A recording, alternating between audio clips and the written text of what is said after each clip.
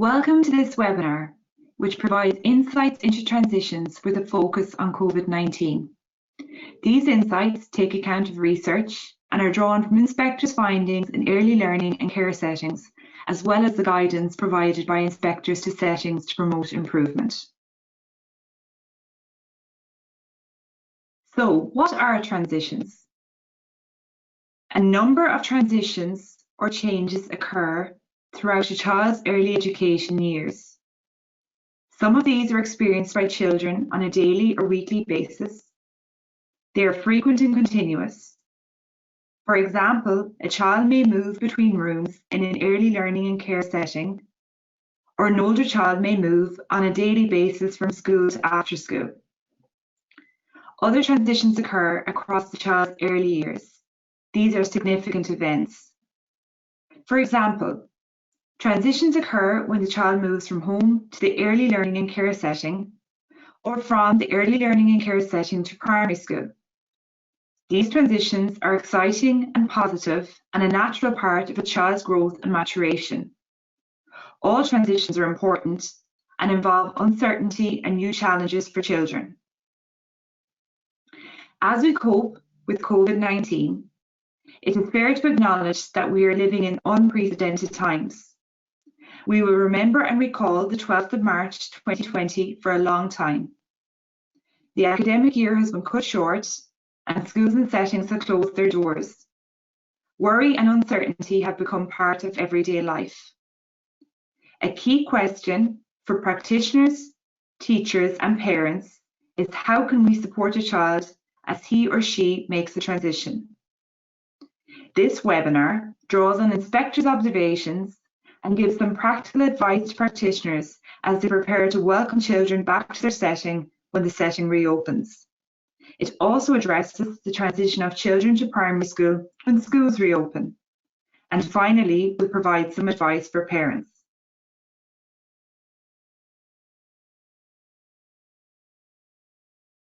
Return to early learning and care settings. First, we will consider the role of settings as we prepare to welcome children back to the setting when settings reopen. The child's experiences. Of course, we know that the children will have had different experiences during the closure and that each child will respond differently. For example, a child may have experienced family illness or bereavement. A child may be anxious about changes in routine. A child may have been exposed to negative and worrying information through the media, or having overheard conversations. It is also possible that a child may need extra support to recall previously achieved self-care and communication skills. Of course, the opposite is also true. Other children may have benefited from increased time with parents and siblings, personalised attention and homeschooling activities. It is even likely to be the case that some have enjoyed a break from preschool, especially if the child experiences challenges with interacting with other children. Relationships. In high-quality early learning and care settings, inspectors note the exemplary relationships between practitioners and children. In some settings, a key person approach is adopted. Through this approach, a group of children is assigned to one practitioner, and where high-quality provision is noted, strong and secure relationships develop between the practitioner and the child. These relationships are of critical importance at this time. Transition policy. Inspectors frequently note that settings have a transitions policy. It may be worthwhile for practitioners to revisit this policy collaboratively and set out any extra strategies that will support children at this unprecedented time. For example, the setting could document a strategy which supports home setting links. Parents could be invited to send in photos of some activities undertaken at home during the closure. The setting could document its expectation that practitioners will allocate additional time to encouraging children to talk about their experiences, and that practitioners could reinforce with the children the importance of hand washing and respiratory etiquette. Take some time to plan opportunities for the children to refamiliarise themselves with their learning environment, practitioners and routines. Also, imagine how excited the children will be to see their friends. Allow them to rekindle their friendships. They may even have forgotten their friends' names or the practitioners' names And of course, physically, they will have grown up a little too. Activities which allow the children to reintroduce themselves to each other would be well worthwhile. Routines. Inspectors frequently note the importance of supporting children to establish routines. As the children have been away from the setting for so long, it will be worthwhile to use visual aids, books, props and play materials to reinforce these routines and rituals. Outdoor learning. The benefits of outdoor learning are often highlighted by inspectors. At this time, we encourage settings to maximise the time that children spend outside. They will really relish opportunities to roll, swing, climb, run, skip, jump, and use outdoor equipment which they may not have had access to. Children who experience challenges. Gradually, the children are likely to refamiliarise themselves with the setting, and then their learning and development activities can be expanded. It's always important to watch out for children who may experience particular challenges and to plan accordingly. An individual plan for the child may be required, and supports may need to be accessed. For example, support through the Access Inclusion model. Of course, communication is key. It is vitally important to chat to the child's parents frequently so that needs are identified and proactively addressed. The class of 2020. Of course, we know that transition to primary school for our new junior infants in 2020 will be different. Since the closures, they are likely to have missed their friends, the practitioners, their toys, books and journals, and the great variety afforded to them in the early learning and care setting. Where the children in the group are moving on to different primary schools, they will feel sad as they may not see some of their friends again. Together, practitioners, teachers and parents have a joint responsibility to ensure that as far as possible, the children are supported, encouraged and helped to make the exciting and challenging transition to primary school in the best possible way, given our current constraints. Collaboration between the early learning and care setting and the primary school. In settings where exemplary practice is noted, inspectors often comment on the great collaboration between the early education setting and the primary school. Practitioners and teachers meet and information about the child's strengths, interests and needs is shared. To harness the benefit of these meetings in the current context, it is recommended that schools and settings set up online meetings to discuss the transition. Mushkil. Inspectors promote the use of Mushkil templates to record key information about the child. This document can be sent to parents, and parents can choose to share it with the primary school if they wish. Or alternatively, with parents' permission, the setting is shared directly with the school. A link to this template is provided at the end of the webinar. Open-ended interactions. Early years inspectors often reiterate the importance of open-ended interactions between children and adults. These types of interactions will be of critical importance for our new junior infants, and they are provided for across the primary school curriculum. Teachers are encouraged to prioritise rich engagement with the children through talk and discussion, role play, by listening attentively to the child and not rushing the child, and by affirming their contributions. Children will feel at ease with a teacher who clearly enjoys their company. Tell a funny story, tell them about yourself, and share a joke with them. The classroom environment and school personnel. To further ease the transition, it's worthwhile for teachers to prepare a playful, welcoming and nurturing school environment, which is similar in nature to the early learning and care setting which they have just left. Provide ample toys, art materials, books and interest areas for the children to explore. Take extra time to introduce the children to the school personnel, the teacher next door, the SNA, the principal, the caretaker and traffic warden. Remember, they may not have interacted with adults other than their own family since the closures. They may be shy and nervous, so be gentle, affirming and have fun.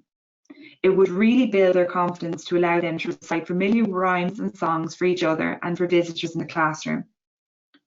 Children with special educational needs. Schools are encouraged to prioritise planning and the provision of support for children with special educational needs that may require considerable support when they start school. Children who speak English as an additional language. And remember, some families may have spoken a language other than English amongst themselves for the duration of the school closure. It's possible, therefore, that these children will need significant support with English. The role of the Homeschool Community Liaison Coordinator.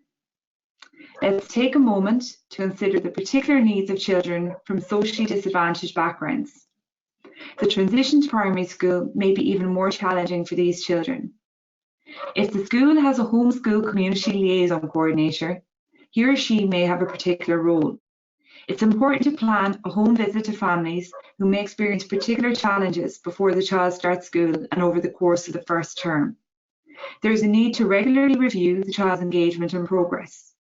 It's important also to build links with external agencies so that there is a multi-agency approach to supporting the family. In addition, the school could provide information on the supports available to the family, especially if this family is new to the primary school system. Of course, you may also give careful consideration when allocating children to classes so that they can remain with their friends from the community and from the early learning and care setting. Further practical advice for primary teachers is provided in the webinar Insights, a focus on junior infant teachers.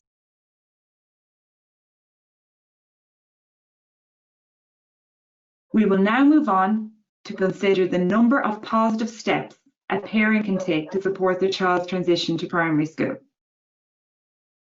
For example, inspectors note the great benefit of talking to children about the move to primary school. It's helpful to make it a frequent topic of conversation.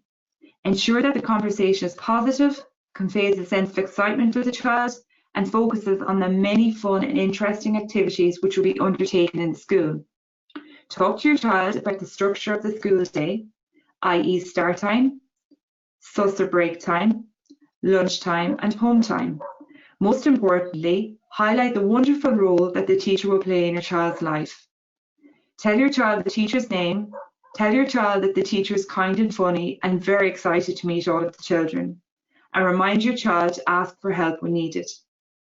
Explain to your child that there will be some important rules at school and that these rules help to keep everyone safe and happy.